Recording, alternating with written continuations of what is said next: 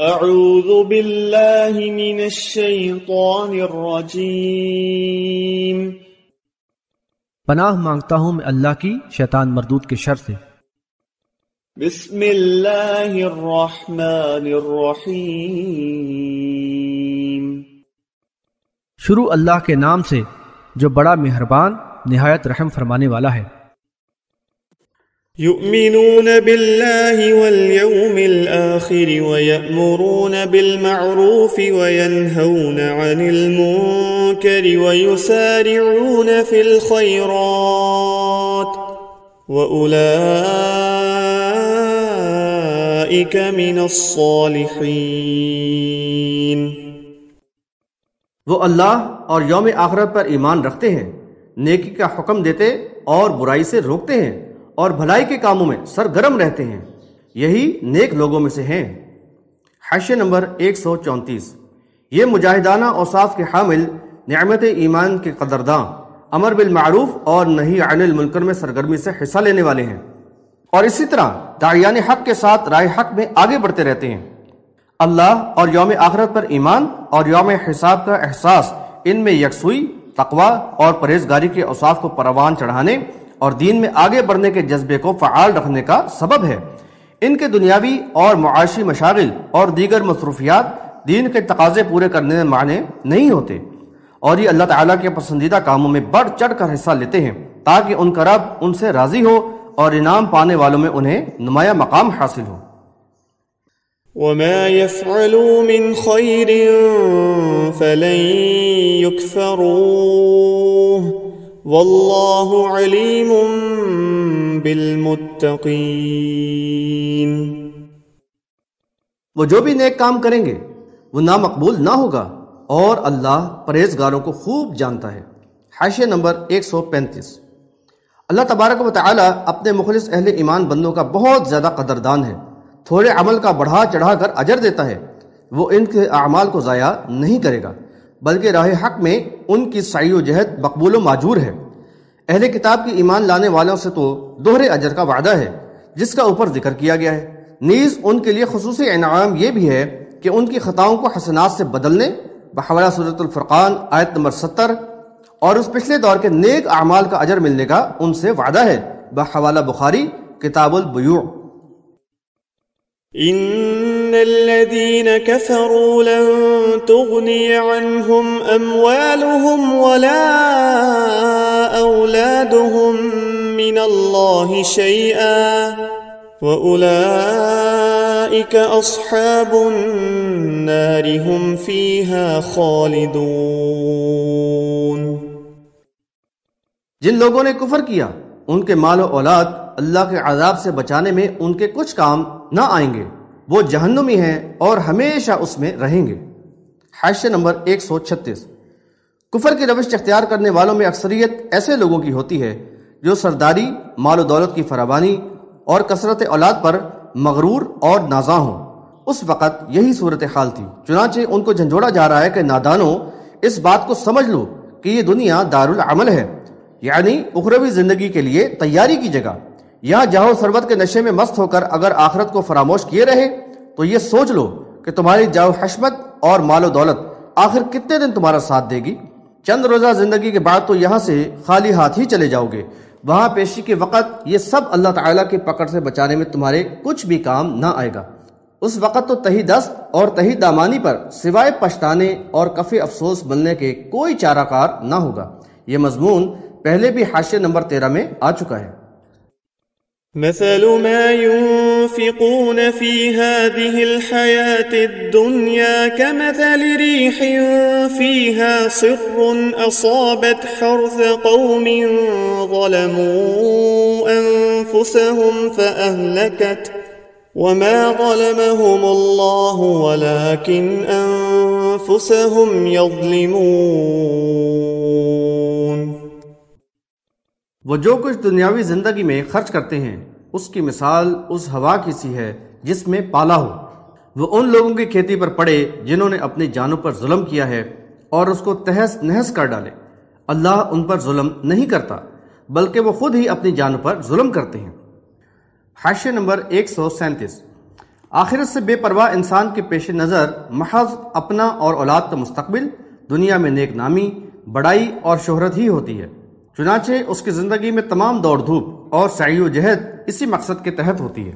پھر محنت سے کمائی ہوئی دولت بھی اسی مقصد کے حصول کے لیے صرف کی جاتی ہے، خواہ وہ رفاہی کاموں میں ہی کیوں نہ ہو، مگر مقصد دنیاوی نام و نمود ہی ہوتا ہے۔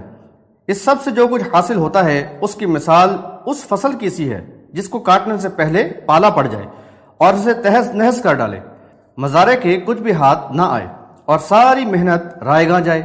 آخرت سے غافل انسان کا بھی ایسا ہی معاملہ ہے۔ ساری زندگی تو متاع دنیا اور مذکورہ بالا مقاصد کے حصول کے لیے لگا دی، مطلوبہ ہدف تک پہنچتے پہنچتے موت کے تند ہوا کے جھکڑ نے اس کا تعلق ان سے منقطع کر ڈالا اور سب کچھ چھوڑ کر خالی ہاتھ جہان رنگ و بو سے رخصت ہو گیا۔ اب اپنی بد نصیبی اور محرومی قسمت کا شدید احساس ہوا۔ اس دنیا کے عارضی دل فریبی اور لذت آفرینی نے قلب و ذہن پر غفلت کا ایسا پردہ ڈالا کہ بار بار یاد دہانی کے باوجود اللہ تعالیٰ کی دی ہوئی مہلت سے کچھ فائدہ نہ اٹھایا اور آخرت کے لیے، وہاں کی دائم زندگی کے لیے کوئی تیاری نہ کی اور مہلت عمل یوں ہی گوا دی۔ اب تو سوائے حسرت و پشیمانی کے کچھ حاصل نہ ہوگا، اللہ کا عذاب ہی مقدر ہوگا اور یہ اللہ کی طرف سے ظلم نہ ہوگا۔ سورہ بقرہ آیت نمبر 265 اور 266 میں بھی مؤثر اور دل گداز مثالوں کے ذریعہ نمود و نمائش کے لیے خرچ کرنے والوں کے انجام اور سامان دنیا کی بے بضاعتی اور بے حیثیتی کو واضح کیا گیا ہے۔ يا أيها الذين آمنوا لا تتخذوا بطانة من دونكم لا يألونكم خبالا ودوا ما عنتم قد بدت البغضاء من أفواههم وما تخفي صدورهم أكبر قد بينا لكم الآيات إن كنتم تعقلون۔ اے ایمان والو، تم اپنے ایمان والوں کے سوا کسی اور کو رازدار نہ بناؤ، وہ تمہاری بربادی میں کوئی دقیقہ نہیں اٹھا رکھتے، وہ تو چاہتے ہی یہ ہیں کہ تمہیں نقصان پہنچے۔ ان کے منہ سے تو ان کا بغض ظاہر ہوتا ہی ہے، لیکن جو وہ سینوں میں چھپائے ہوئے ہیں وہ اس سے زیادہ شدید ہے۔ ہم نے تمہارے لیے یہ نشانیاں ظاہر کر دی ہیں، اگر تم عقل سے کام لو یعنی اور غور کرو۔ حاشیہ نمبر 138۔ یہاں ایمان والوں کو ایک اہم معاشرتی اور سیاسی اصول سمجھایا گیا ہے جو دور رس نتائج کا حامل ہے، یعنی کفار و مشرکین کو مومن اپنا ہمراز نہ بنائیں۔ یہ طرز عمل اجتماعیت کے لیے انتہائی نقصان دہ ثابت ہوگا۔ یہ بات بھی ذہن نشین کرا دی گئی ہے کہ انفرادی مفاد کو اجتماعی مفاد کے لیے قربان کرنا لازمی ہوتا ہے۔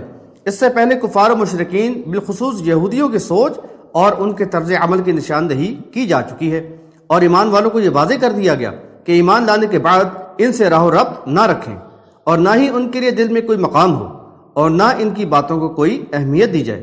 یہودی تو انتہائی دنیا پرست، متعصب اور تنگ نظر ہیں۔ ان کے یہاں اخلاق و شائستگی، انسانی ہمدردی اور احترام کا کوئی تصور نہیں، یہ تو محض اغراض و مفادات کے بندے ہیں۔ لہٰذا یہ قطعاً اس قابل نہیں کہ ان پر اعتبار کیا جائے یا مومن ان کو اعتبار ملے اور اپنا رازدار بنائیں۔ ان دشمنان حق کا تو حال یہ ہے کہ ان کو کوئی راز کی بات ملے گی تو اس سے فائدہ اٹھا کر اسلام کو نقصان پہنچانے میں کوئی دقیقہ نہ چھوڑیں گے۔ یہ دیگر کفار کے ساتھ بھی رابطے میں ہیں۔ اسلام دشمنی میں یہ دونوں ایک ہیں اور سب مل کر اس کوشش میں لگے ہوئے ہیں کہ کسی طرح اسلام کو ختم کر ڈالیں۔ ها أنتم أولئك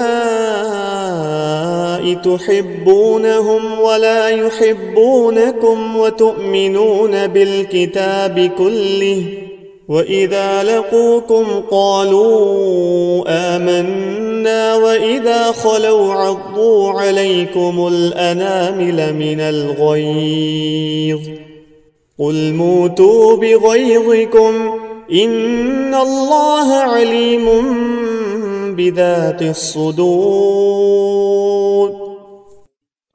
تم تو ان کو چاہتے ہو لیکن وہ تمہیں پسند نہیں کرتے، اور تم پوری کتاب کو مانتے ہو، وہ نہیں مانتے۔ جب وہ تم سے ملتے ہیں تو کہتے ہیں کہ ہم ایمان لے آئے، اور جب اکیلے ہوتے ہیں تو تم پر غیظ و غضب میں انگلیاں کاٹنے لگتے ہیں۔ ان سے کہو تم اپنے غصے میں مر جاؤ، اللہ تمہارے سینوں کے حال کو خوب جانتا ہے۔ حاشیہ نمبر 139۔ ایمان والوں کو آگاہ کیا جا رہا ہے کہ قوم یہود سے ذرا بھی خیر کی توقع نہ رکھیں۔ فرمایا کہ تم ان کی ظاہر داری، علم اور پرانے تعلقات کی وجہ سے ان سے رواداری اور محبت کا جذبہ اور دل میں اچھا مقام رکھتے ہو، اس کے برعکس وہ تمہارے شدید بدخواہ ہیں اور تمہارے نقصان کے درپے ان کے دل بغض و عداوت سے بھرے ہوئے ہیں۔ یوں تو وہ ہر موقع پر تمہارے خلاف زہر افشانی کرتے رہتے ہیں، لیکن در حقیقت ان کے دلوں میں جو بغض بھرا ہوا ہے وہ اس سے کہیں زیادہ ہے جو ان کی زبانیں اگلتی رہتی ہیں۔ ان کی تم سے دشمنی کا بنیادی سبب یہ ہے کہ تم انبیاء علیہ السلام پر نازل شدہ تمام کتابوں کو برحق مانتے ہو، لیکن وہ نہیں مانتے۔ پھر بھلا تمہاری اور ان کی سوچ میں مطابقت کیسے ہو سکتی ہے؟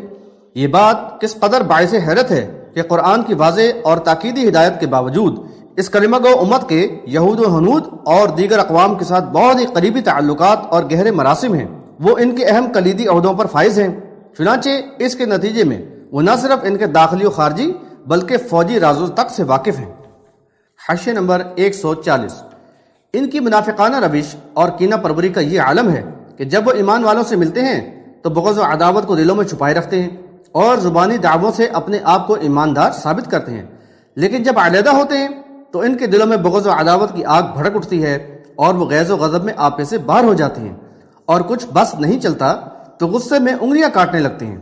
ان سے کہہ دو کہ تم اس آتش بغض و انتقام میں جل مرو، اسلام کو تو کوئی نقصان نہ پہنچا سکو گے۔ اللہ تعالیٰ تمہاری سازشوں سے بے خبر نہیں، اسے تو تمہارے دلوں کا حال تک معلوم ہے۔ وہ ایمان والوں کو باخبر کرتا رہے گا اور تمہاری چالیں ناکام ہی ہوں گی۔ قرآنی آیات نے منافقوں اور دیگر دشمنان حق کا نقاب ہٹا کر ان کا اصل چہرہ دکھا دیا ہے تاکہ ایمان والے ان سے ہوشیار رہیں اور ان کے مکر کے جال میں پھنس کر نقصان نہ اٹھائیں۔ مگر وائے افسوس، یہ کلمہ پڑھنے والے جانتے بوجھتے ان کے فریب کا شکار ہیں۔ إن تمسسكم حسنة تسؤهم وإن تصبكم سيئة يفرحوا بها وإن تصبروا وتتقوا لا يضركم كيدهم شيئا إن الله بما يعملون محيط۔ اگر تمہیں کچھ بھلائی ملے تو یہ انہیں برا معلوم ہوتا ہے، اور تمہیں نقصان پہنچے تو اس پر وہ خوش ہوتے۔ اگر تم صبر کرو اور پرہیزگاری اختیار کرو تو ان کا مکر تمہیں کوئی نقصان نہ دے گا۔ وہ جو کچھ کرتے ہیں اللہ یقیناً اس کا احاطہ کیے ہوئے ہے۔ حاشیہ نمبر 141۔